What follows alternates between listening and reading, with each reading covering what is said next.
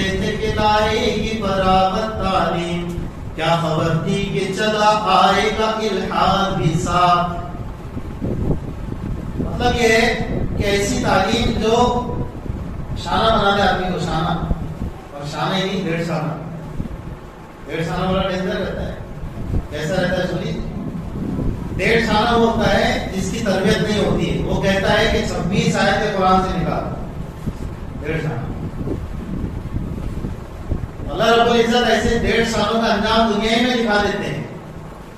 ہم کو ایسے پڑھے لکھوں کی ضرورت نہیں ہے جو کہیں کہ 26 آیتیں قرآن سے نکال دو اور قرآن سے یہ خالی کر دو، نعوذ باللہ وہ آیت نکال دو وغیرہ وغیرہ. ایسے پڑھے لکھوں کی ہم کو ضرورت نہیں ہے. اس سے تو جاہل کرنا بہتر ہے ایمان کے ساتھ.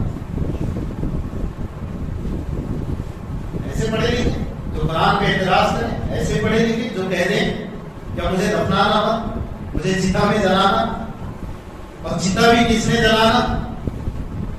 جس کو اندھیرے میں دیکھ کر ہی نہیں، اجالے میں دیکھ کر بچے نے کہا بڑا ڈر جانا. ایسی بھیانک صورت. لوگ اندھیرے میں ڈرتے ہیں. ہم کہتے ہیں اندھیرے میں نہیں، اور بچے ہی نہیں بڑے بھی ڈر جائے. ایسی بھیانک صورت دیکھ کے ایسی پوری شکل. ہم کو نہیں چاہیے ایسے پڑھے لکھے. ہماری بھی وہ جہالت بہتر ہے جو ایمان کے ساتھ. لیکن یہ مطلب نہیں ہے کہ ایمان والے ہوئے تو جاہل ہی رہو. تربیت کے ساتھ تعلیم بہت زیادہ ضروری ہے.